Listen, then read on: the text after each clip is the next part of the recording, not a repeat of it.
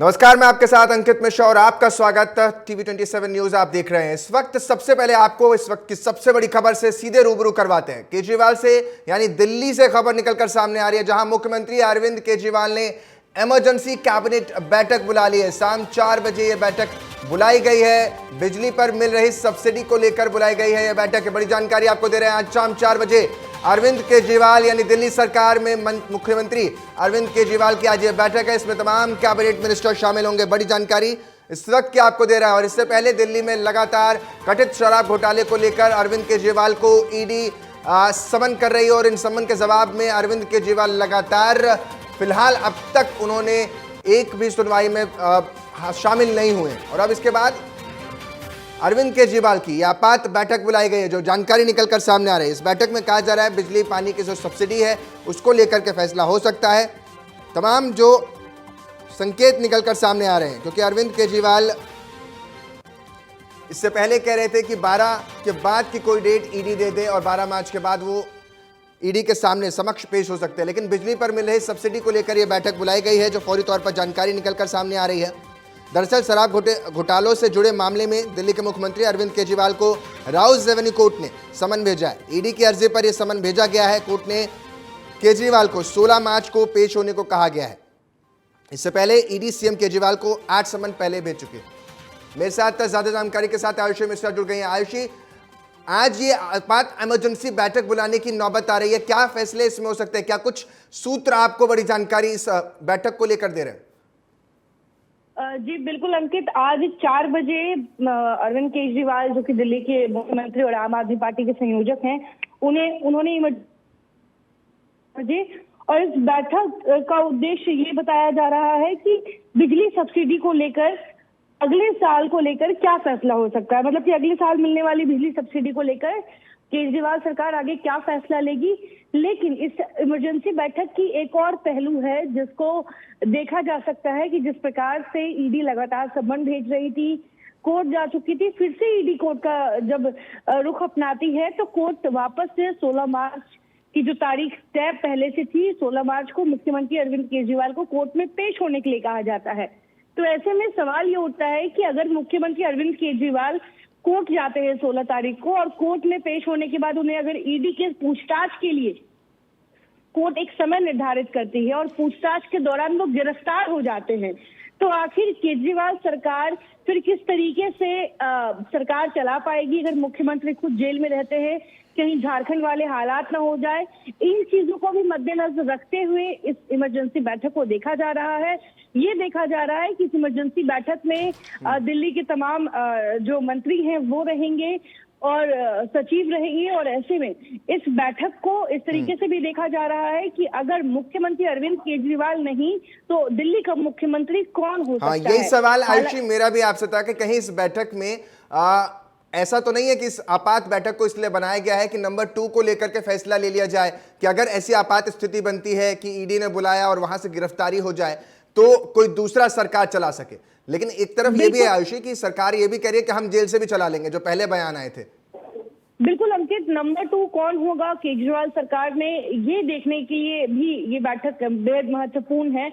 और साफ तौर पे देखा जा सकता है जिस तरीके से जब मुख्यमंत्री अरविंद केजरीवाल को लगातार सम्मन भेजे जा रहे थे, उसके बाद दिल्ली में डोर टू डोर कैंपेन चलाया गया। इस कैंपेन में केजरीवाल अगर गिरफ्तार होते हैं तो सरकार कौन चलाएगी, या खुद मुख्यमंत्री अरविंद केजरीवाल जेल से बैठकर दिल्ली की सरकार चलाएंगे, इसको लेकर जनता से राय मशवरा लिया गया, जनता के बीच में बात रखी गई और उसके बाद आम आदमी पार्टी इस कंक्लूजन पे पहुंची कि जनता चाहती है कि अरविंद केजरीवाल ही उनके मुख्यमंत्री रहे और अगर वो जेल भी जाते हैं तो वो जेल से सरकार चलाए।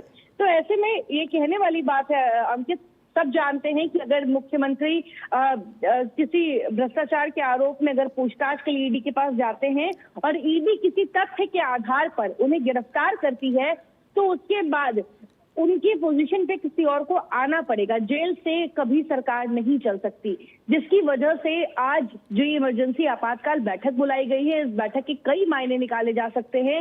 एक तो ये कि अगले साल बिजली सब्सिडी में क्या बदलाव किया जाएगा, क्या मिलना है। वहीं दूसरी तरफ इस बैठक को इस नजरिए से भी देखा जाता है कि आज ही कोर्ट ने यह वर्डिक्ट दिया कि 16 मार्च को किसी भी हाल में मुख्यमंत्री अरविंद केजरीवाल को कोर्ट में पेश होना है। और वीडियो कॉन्फ्रेंसिंग के जरिए वो पिछली बार पेश हुए थे, लेकिन इस बार उन्हें व्यक्तिगत तौर पर वहां पे पहुंचना होगा। तो ऐसे में देखा जा सकता है कि कहीं लेकिन ये आयुषी कहीं अरविंद केजरीवाल और आम आदमी पार्टी के लिए खतरे की घंटी तो नहीं बज गई है, क्योंकि ये फैसले जो है अब उनके अगेंस्ट में नजर आ रहे हैं। इससे पहले भी आप बता रही हैं कि वो वीडियो कॉन्फ्रेंसिंग के जरिए पेश हुए, तो मुझे याद है उस समय उन्होंने बयान भी दिया था कि अगली बार मैं खुद आऊंगा। अब जब सामने से राउज एवेन्यू कोर्ट को कहना पड़ा कि अब आपको आना ही पड़ेगा, हम समन कर रहे हैं आपको, तब कहीं ना कहीं अरविंद केजरीवाल और उनकी सरकार की मुश्किलें और ज्यादा बढ़ती हुई नजर आ रही हैं। बिल्कुल अंकित, अरविंद केजरीवाल सरकार की मुश्किलें इतनी ज्यादा बढ़ती हुई नजर आ रही हैं कि जहां एक तरफ पार्टी ऑफिस पर खतरा मंडरा रहा है, पार्टी ऑफिस को खाली करना है, वहीं मुख्यमंत्री अरविंद केजरीवाल की right hand and left hand दोनों आज के समय में जेल में है। चाहे आप पूर्व उप मुख्यमंत्री मनीष सिसोदिया की बात कर ले, सांसद संजय सिंह की बात कर ले, या फिर सतेंद्र जैन की बात कर ले। और आज के समय में देखा जाए तो पार्टी के संयोजक को ही लगातार सम्मन भेजे जा रहे हैं, तो पार्टी की मुश्किलें काफी ज्यादा बढ़ गई है। सवाल ये उठता है कि पार्टी पहले अपने अस्तित्व को बचाएगी या सरकार चलाएगी, क्योंकि कहीं ना कहीं मैं तो इसमें एक और जोड़ रहा हूँ आयुषी, आप ही की बात को आगे कर रहा हूँ कि पार्टी अपने अस्तित्व को बचाए, नेताओं को बचाए, या जो 3 महीने की डेडलाइन अभी मिली हुई है दफ्तर को खाली करने के लिए उसको बचाए। तो यानी तीनों खानों पर कहीं देखें तो इस वक्त आम आदमी पार्टी रडार पर है। बिल्कुल बिल्कुल अंकित, देखा जाए तो चारों तरफ से, तीनों खाने नहीं, चारों तरफ से मुख्यमंत्री अरविंद केजरीवाल अभी घिरे हुए हैं मुश्किलों से। और अगर देखा जाए, चाहे वो पार्टी दफ्तर खाली करने की बात की जाए, उसके बदले में सुप्रीम कोर्ट ने उन्हें कहा कि आप केंद्र से अपने लिए जमीन अलॉटमेंट की बात करें, तो उन्हें बदरपुर दिया जा रहा है जमीन, जो कि कहीं ना कहीं एक नेशनल पार्टी के लिए संभव नहीं है कि बदरपुर से वो अपना कार्यालय चला पाए। वहीं दूसरी तरफ मुख्यमंत्री अरविंद केजरीवाल को कुछ सम्मन पे सम्मन आ रहा है। वो ईडी के 8 सम्मन को अभी तक नजरअंदाज कर चुके हैं, गैर कानूनी बता चुके हैं।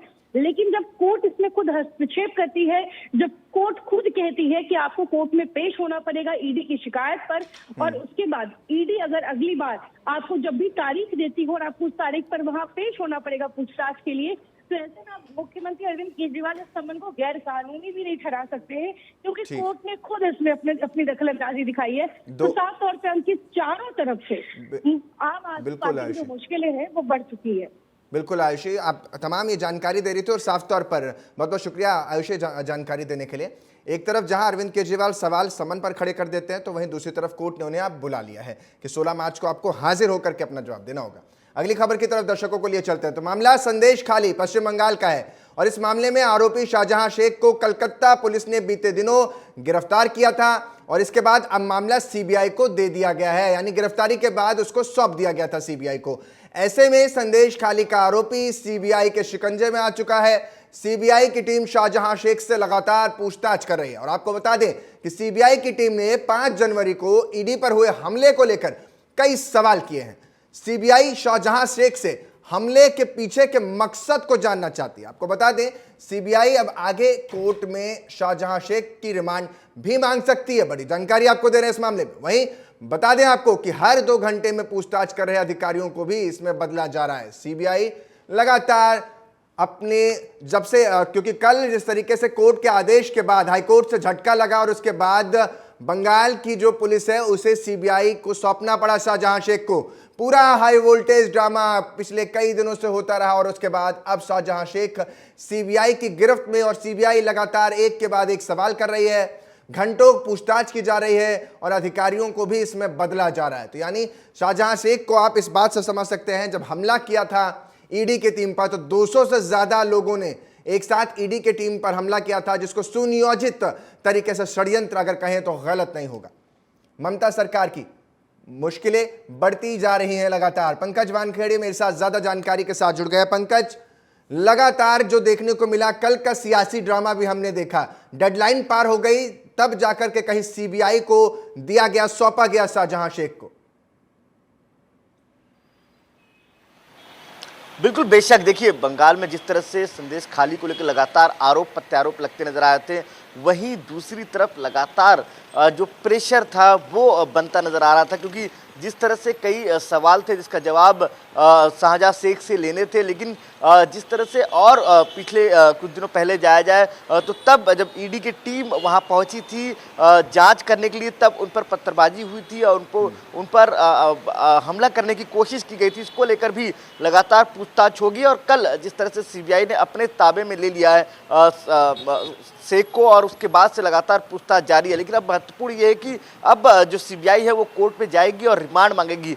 जो सूत्रों से खबरें निकल कर आ रही है अंकित, वो माना जाए तो करीबन 14 दिन का रिमांड सीबीआई मांग सकती है, क्योंकि कई सवाल हैं जिसको लेकर, खासतौर संदेश खाली में जिस तरह से महिलाओं के साथ प्रताड़ना हुई वो एक महत्वपूर्ण होगा। दूसरा होगा जिस तरह से मंशा क्या थी जो ईडी पर हमला किया गया, जब जो जांच एजेंसी थी उन पर हमला किया गया, जो लोग वहां पे पहुंच रहे थे, जो तमाम लोगों से मिला उनको रोका जा रहा था। तो तमाम ऐसे सवाल हैं जिनका जवाब अब शाहजहां शेख को देना होगा और बंगाल सरकार को भी इन तमाम सवालों के जवाब आने वाले समय में देना पड़ेगा, क्योंकि दूसरी तरफ लगातार बंगाल सरकार की तरफ से सुप्रीम कोर्ट याचिका लगाई जा रही थी। वो मांग लगातार कर रहे थे कि जो सीबीआई को सौंपा गया वो केस है उसे वापस पश्चिम बंगाल सरकार को दिया जाए। लेकिन अब ये देखना होगा कि इस मामले को लेकर अब क्या कुछ आगे होता है।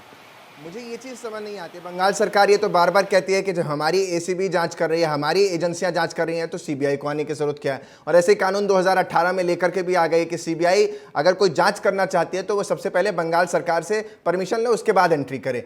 तो ऐसे में अगर जांच बाहर जाती है तो इसमें टीएमसी का क्या नुकसान है? क्यों वो जांच बाहर यानी सीबीआई के सेंट्रल के हाथ में नहीं देना चाहती, केंद्रीय एजेंसियों के हाथ में नहीं देना चाहती थी? देखिए, लगातार इसमें कई सवाल हो सकते हैं अंकित, लेकिन महत्वपूर्ण ये है कि बंगाल सरकार नहीं चाहती कि जो जांच वो उनकी सरकार लॉ एंड ऑर्डर संभालती है, उनकी सरकार जांच कर रही है तो उसमें कोई नया एंगल निकल कर आए, क्योंकि लगातार कई सवाल तो खड़े होते हैं संदेश खाली को लेकर। कई सबूत भी ऐसे मिले हैं जिससे साफ नजर आता है कि शाहजहां शेख कई समय से लगातार इस तरह के वारदातों को अंजाम देता नजर आया है। लेकिन दूसरा सवाल ये है महत्वपूर्ण कि सीबीआई के पास कई ऐसे प्रूफ है, कई ऐसे दस्तावेज हैं जिससे साफ नजर आता है कि कहीं ना कहीं जो शाहजहां शेख है उसमें बड़ा आरोपी के तौर पर या बड़े मामले उसके घिरते नजर आए हैं। लेकिन ये महत्वपूर्ण दूसरा ये कि अब सुप्रीम कोर्ट जो मामला फंसा हुआ है वो सुप्रीम कोर्ट क्या जजमेंट देता है वो इम्पोर्टेंट, क्योंकि लगातार बंगाल सरकार इसका विरोध करती नजर आई है कि सीबीआई इसका जांच ना करे। और इसके पहले जैसा आपने कहा कि अंकित की इसके पहले भी बंगाल सरकार ने एक आदेश, सुप्रीम कोर्ट का आदेश था, उसमें साफ कहा था कि जब भी कोई भी एजेंसी सीबीआई या सेंट्रल एजेंसी हस्तक्षेप करती तो पहले बंगाल सरकार से पूछेगी, परमिशन लेगी उसके बाद। लेकिन ऐसा होता नहीं जा रहा, तो उसके खिलाफ ही सुप्रीम कोर्ट पहुंचा। लेकिन अब देखना ये होगा इसमें क्या कुछ होता है। लेकिन दूसरी तरफ राजनीति बड़ी तेज हो चुकी है अंकित, क्योंकि लगातार कांग्रेस भी आरोप लगाती नजर आ रही है टीएमसी के ऊपर। दूसरी तरफ केंद्र सरकार या बीजेपी भी लगातार संदेश खाली मामले को लेकर सरकार को घेरती नजर आ रही है। पार्टियां घेर रही हैं लेकिन टीएमसी इस पर मौन है। टीएमसी पहले एग्रेसिव मूड में इस पर खेल रही थी, बाद में बैकफुट पर आई, लेकिन बैकफुट पर भी होते हुए अंडर कवर करने की कोशिश है, यानी पूरी तरीके से कि जांच ज्यादा बाहर ना जाए, अंदर ही अंदर खेल लिया जाए, बाहर के राज्यों में कुछ ना जाए। लेकिन किरकिरी और थूथू तो हो ही गई कहीं ना कहीं टीएमसी के इस मामले में। बिल्कुल बेशक, देखिए लगातार टीएमसी यही चाहती है, ये सोचती है कि टीएमसी कि जो आरोप संदेश खाली मामले को लेकर, क्योंकि अकेले शाहजहां शेख का सवाल नहीं है, ये सवाल टीएमसी के पूर्व नेता रहे हैं शाहजहां शेख, और ऐसे में बड़े सवाल शाहजहां शेख पर उठते हैं कि वो टीएमसी के थ्रू क्या करवाना चाहते थे, सरकार का कितना समर्थन उसे था, क्या उस समर्थन की वजह से लगातार ये सब तमाम वारदात को अंजाम दे रहे थे, ये बड़े सवाल है। उसके बाद जब बीजेपी हावी हुई, बीजेपी ने इस मुद्दे को उठाया, उसके बाद जांच एजेंसी एक्टिव हुई और उसके बाद लगातार अरेस्ट करने की बात कहेगी, लेकिन जिस तरह से उनको अरेस्ट भी नहीं, एक तरह से कहा सरेंडर दिखाया गया, तो ये बड़े सवाल लगातार लॉ एंड ऑर्डर को लेकर उठते नजर आए हैं बंगाल में। और सबसे महत्वपूर्ण है कि बीजेपी जिस तरह की ओर इशारा करती नजर आई है कि जंगल राज की बात करती नजर आई है, जिस तरह से लॉ एंड ऑर्डर, मैं आपके इसी जंगल राज के शब्द को थोड़ा सा और सही कर देता हूं, क्योंकि मुझे याद है प्रधानमंत्री ने जब रैली की थी बंगाल में तो ये कहा था दीदी की दादागिरी, और अब वो तो कम से कम साफ तौर पर दिख भी रही है कि दीदी की वाकई दादागिरी उस राज्य में देखने को मिलती है। बिल्कुल, बेशक। देखिए, लगातार आप इसके पहले भी देखिए कई ऐसे वाक़या हुए हैं, तब भी लगातार इसी तरह के आरोप उन पर लगते नज़र आए हैं, क्योंकि दादागिरी तो है और लगातार दीदी मानती भी इस बात को कहती हुई नज़र आई हैं कि हाँ, पश्चिम बंगाल में सिर्फ TMC की चलती है और दीदी की चलती है, और तमाम TMC कार्यकर्ता भी यही कहते नज़र आते हैं। लेकिन दूसरी तरफ लगातार बीजेपी भी अब पॉलिटिकल इसका फ़ायदा उठाने की कोशिश भी करती नज़र आ रही है, TMC भी करती नज़र आ रही है कि केंद्र एजेंसी को घेरते नज़र आए, क्योंकि आरोप लगातार केंद्र एजेंसी पे लगते हैं, बीजेपी पे नहीं लगते। लेकिन दूसरी तरफ ये है कि जिस तरह से जो आरोप लगे हैं शेख जहां पर शाहजहां शेख पर और बंगाल सरकार पर, अब वो कहीं ना कहीं अब मेन पॉलिटिक्स का मुद्दा हो चुका है, क्योंकि कांग्रेस भी अब इस मुद्दे को लेकर घेरती नजर आ रही है, TMC को, और दूसरे बीजेपी भी। तो कहीं ना कहीं किरकिरी जो हो रही है वो जरूर बढ़ती नजर आ रही है, चाहे बंगाल में ही क्यों ना, बाहर भी उसका नतीजा नजर आ रहा है। और देखिए, पिछले अगर 10 दिनों में देखा जाए 3 बार दौरा प्रधानमंत्री मोदी वहां करके आ चुके हैं, तो कहीं उसका मैसेज भी साफ नजर आ रहा है। पंकज, और मैं तो ये कहता हूं कि आखिर समझ में हमें भी नहीं आता, धन्यवाद पंकज आपका, समझ हमें भी नहीं आता कि आखिर क्या ऐसी मजबूरी होती है पार्टियों की कि दागी नेताओं को अपने दामन में संजो कर रख लेते हैं।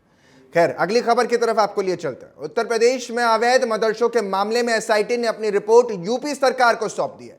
सूत्रों के मुताबिक इस रिपोर्ट में करीब 13,000 अवैध मदरसों को बंद करने की सिफारिश की गई है। फिर से यह मामला गरमाएगा। SIT की जांच और सिफारिश के बाद हजारों की संख्या में इन अवैध मदरसों पर कार्यवाही के लिए मदरसा बोर्ड तैयार कर रहा है।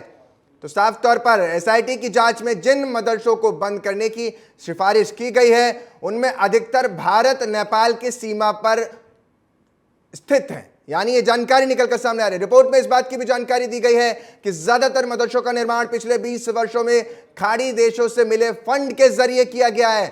यानी विदेशी पैसे का इस्तेमाल देश में मदरसा चलाने के लिए किया जा रहा है, इन अवैध मदरसों को चलाने के लिए किया जा रहा है। खास बात यह है कि SIT की टीम ने जब इन मदरसों के संचालकों से आय और व्यय की जानकारी मांगने पर सवाल किया तो संतोषजनक जवाब तक नहीं आ पाया। ऐसे में आशंका जताई गई कि टेरर फंडिंग के लिए इस्तेमाल की जाने वाली रकम को हवाला के जरिए खाड़ी देशों से भारत के इन मदरसों में भेजा गया है।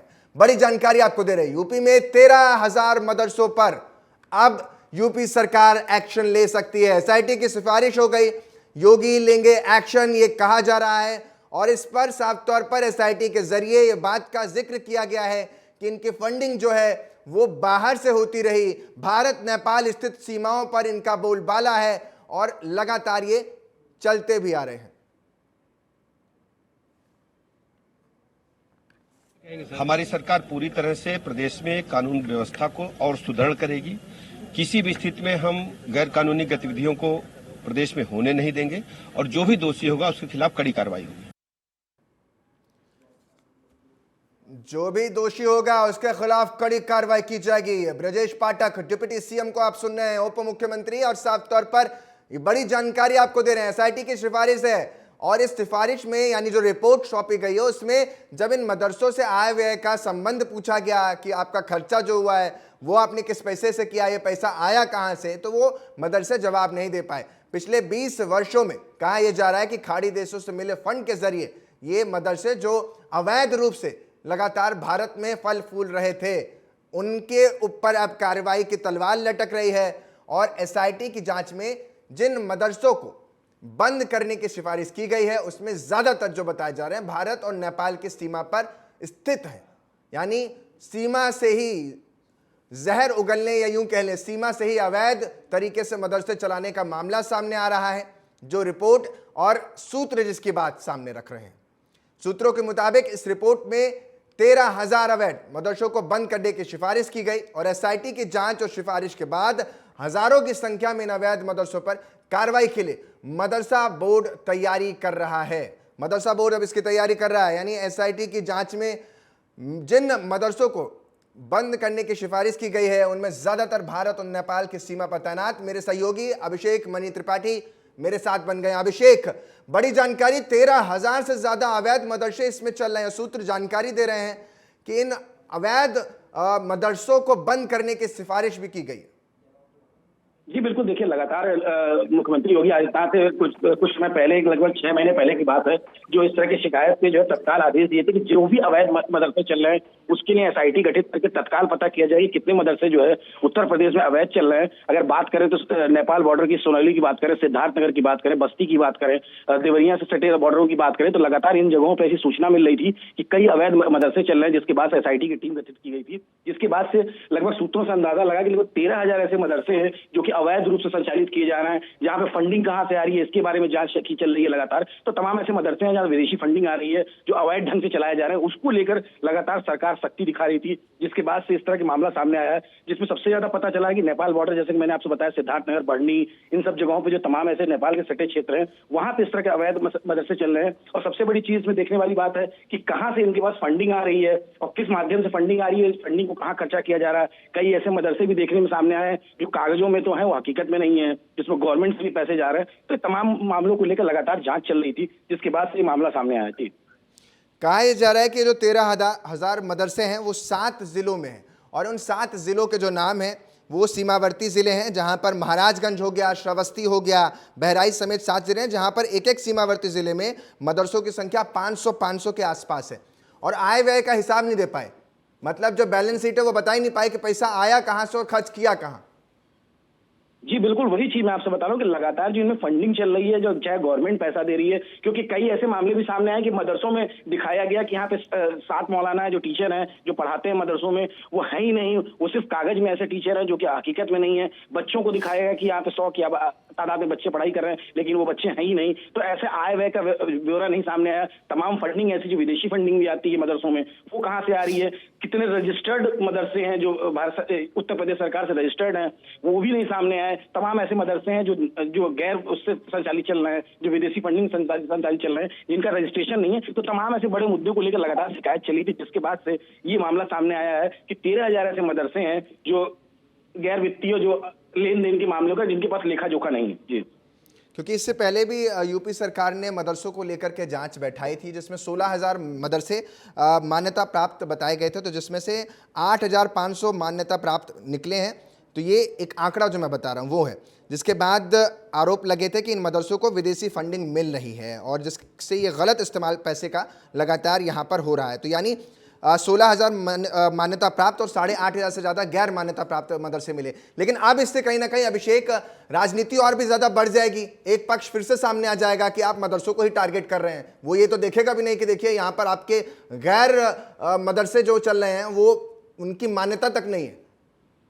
जी बिल्कुल, देखिए लगातार जो है सरकार इस पे कार्रवाई कर रही है। जो आपने बात की कि विपक्ष लगातार ये बोलेगा कि हाँ, लगातार एम फैक्टर वाली बात हो जाएगी, लगातार इनको टारगेट किया जाए। लेकिन सरकार ने ऐसे नियम कानून बना रखे हैं कि जो भी मदरसे हैं उनको संचालन करने के लिए बाकायदा बोर्ड बनाया है, मुस्लिम वक्फ बोर्ड बना हुआ है, बोर्ड में जाकर रजिस्ट्रेशन होता है, उसके तमाम प्रोसेस हैं। अगर बात करें कि 8,000 अगर जो गैर मदरसे मान्यता प्राप्त है, लेकिन जो मान्यता प्राप्त है उनकी मान्यता तो है ना, तो सरकार इस तरह की सुविधा देती है कि आपको कैसे चलाना है, उसके कुछ प्रावधान होते हैं। अगर बात करें तो कुछ समय पहले अल्पसंख्यक मंत्री दानिश आजाद अंसारी, उन्होंने ये बात कही थी कि इस पर सख्त कार्रवाई की। तो विभाग के मंत्री भी खुद इस बात को जान रहे हैं और इसको लेकर लगातार की एसआईटी टीम गठित की गई है, जिस पर लगातार वो कार्रवाई भी कर रहे हैं। कई मदरसों को सीज भी किया गया है, बंद भी किया गया है। तो लगातार सरकार के मानकों पर जो पूरा नहीं होगा, तो वो चाहे मदरसे हो, चाहे वो कोई भी संस्थान हो, उसको बंद किया जाएगा, उस पर कार्रवाई होगी। बिल्कुल अभिषेक, बड़ी जानकारी आप दे रहे हैं, बहुत बहुत शुक्रिया अभिषेक आपका ये तमाम जानकारी देने के लिए।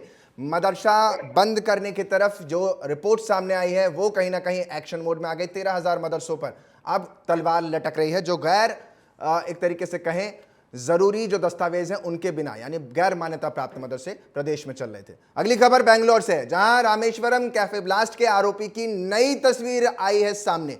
बिना मास्क और टोपी बस में सफर करते हुए आरोपी दिखा है। एनआईए ने संदिग्ध हमलावर की आधिकारिक तस्वीर जारी कर दी है। सूचना देने वाले को 10 लाख रुपए का इनाम का ऐलान भी इस मौके पर किया गया है। सूचना देने वाले शख्स की पहचान रखी जाएगी, गोपनीय है, ये भी जानकारी मिलकर सामने आ रही है। बिना मास्क और टोपी बस में सफर करते दिखा आरोपी, तो यानी साफ तौर पर इससे पहले ब्लास्ट के आरोपी की नई तस्वीर सामने आई थी और अब बस में सफर करते हुए आरोपी दिखा है।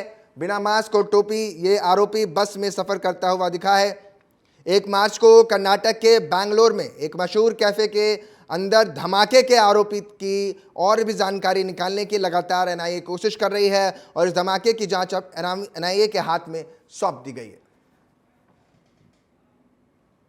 फिलहाल के लिए यहां रुक रहे हैं, एक छोटे से ब्रेक के लिए। आप बने रहे, मेरे साथ देखते रहे TV27 न्यूज।